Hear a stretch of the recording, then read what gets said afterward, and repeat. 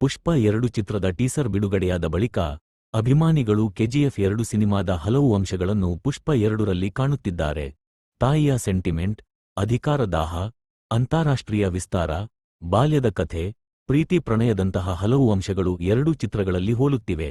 ಚಿನ್ನಕ್ಕಾಗಿ ರಾಕಿ ಹೋರಾಡಿದರೆ ರಕ್ತಚಂದನಕ್ಕಾಗಿ ಪುಷ್ಪ ಹೋರಾಡುವುದೇ ವ್ಯತ್ಯಾಸ.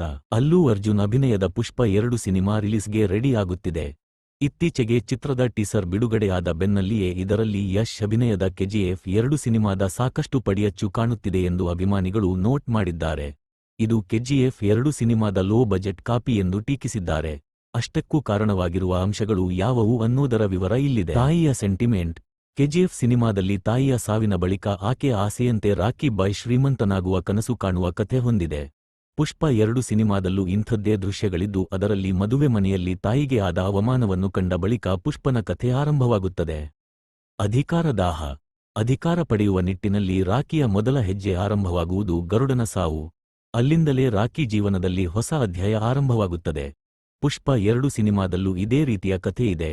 ಕೊಂಡಾರೆಡ್ಡಿಯ ಸಾವಿನ ಬಳಿಕ ಪುಷ್ಪಗೆ ಅಧಿಕಾರದ ಆಸೆ ಅಮಲೇರುತ್ತದೆ. ಅಂತಾರಾಷ್ಟ್ರೀಯ ವಿಸ್ತಾರ. ತನ್ನ ಗೋಲ್ಡ್ ಮೈನಿಂಗ್ ಉದ್ಯಮವನ್ನು ವಿಸ್ತಾರ ಮಾಡುವ ನಿಟ್ಟಿನಲ್ಲಿ ದುಬೈಗೆ ಭೇಟಿ ನೀಡುವ ರಾಕಿ ಅಲ್ಲಿ ಇನಾಯತ್ ಖಲೀಲ್ನನ್ನು ಭೇಟಿ ಮಾಡುವ ಕಥೆ ಕೆಜಿಎಫ್ನಲ್ಲಿದೆ. ಪುಷ್ಪ 2 ಸಿನಿಮಾದಲ್ಲಿ ತನ್ನ ರಕ್ತಚಂದನ ಉದ್ಯಮವನ್ನು ವಿಸ್ತಾರ ಮಾಡುವ ಸಲುವಾಗಿ ಜಪಾನ್ಗೆ ಭೇಟಿ ನೀಡುವ ಕಥೆ ಹೊಂದಿರುವ ಹಾಗೆ ಕಾಣುತ್ತಿದೆ. ಬಾಲ್ಯ ಹಾಗೂ ಪೂರ್ವದ ಕಥೆ. ಕೆಜಿಎಫ್ನಲ್ಲಿ ರಾಕಿ ಬಾಯ್ಗೆ ಉತ್ತಮವಾದ ಬಾಲ್ಯ ಇದ್ದಿರಲಿಲ್ಲ. ತಾಯಿಯ ಸಾವಿನೊಂದಿಗೆ ಆತನ ಬಾಲ್ಯ ಕೂಡ ಹೋರಾಟವೇ ಆಗಿರುವ ಕಥೆ ಹೊಂದಿತ್ತು.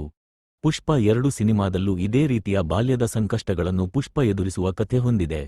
ಕೆಲವೊಂದು ದೃಶ್ಯಗಳು ಕಾಪಿರೈಟ್ ಕೂಡ ಆಗಿರುವ ಹಾಗೆ ಕಾಣ್ತಿದೆ. ಪ್ರೀತಿ, ಪ್ರಣಯ. ಕೆಜಿಎಫ್ನಲ್ಲಿ ರಾಕಿ ಬಾಯ್ನ ಆಟಿಟ್ಯೂಡ್ನ ಕಾರಣಕ್ಕಾಗಿ ಆತನ ಲವ್ ಇಂಟ್ರೆಸ್ಟ್ ರೀನಾ ಮೊದಲು ಇಷ್ಟಪಡ್ತಾ ಇರಲಿಲ್ಲ. ಕೊನೆಗೆ ಆಕೆ ಆತನನ್ನೇ ಮದುವೆಯಾಗುವ ಕಥೆ ಹೊಂದಿದೆ. ಪುಷ್ಪ 2 ಸಿನಿಮಾದಲ್ಲೂ ಶ್ರೀವಲ್ಲಿ ಆರಂಭದಲ್ಲಿ ಪುಷ್ಪನನ್ನು ದ್ವೇಷ ಮಾಡುವ ಕಥೆಯೇ ಇದೆ. ಕೊನೆಗ ಆಕೆ ಆತನನ್ನು ಮದುವೆಯಾಗುತ್ತಾಳೆ. ಇದೊಂದೇ ವ್ಯತ್ಯಾಸ. ಪುಷ್ಪ 2 ಹಾಗೂ ಕೆಜಿಎಫ್ ಸಿನಿಮಾದಲ್ಲಿ ಎಲ್ಲವೂ ಕಾಕತಾಳೀಯ ಎನ್ನುವಂತಿಲ್ಲ. ಒಂದು ಅಂಶದಲ್ಲಿ ಬದಲಾವಣೆ ಇದೆ. ಅದೇನೆಂದರೆ ರಾಕಿ ಬಾಯ್ ಚಿನ್ನಕ್ಕೋಸ್ಕರ ಹೋರಾಟ ಮಾಡಿದರೆ ಪುಷ್ಪ ರಕ್ತಚಂದನಕ್ಕಾಗಿ ಹೋರಾಟ ಮಾಡ್ತಾನೆ.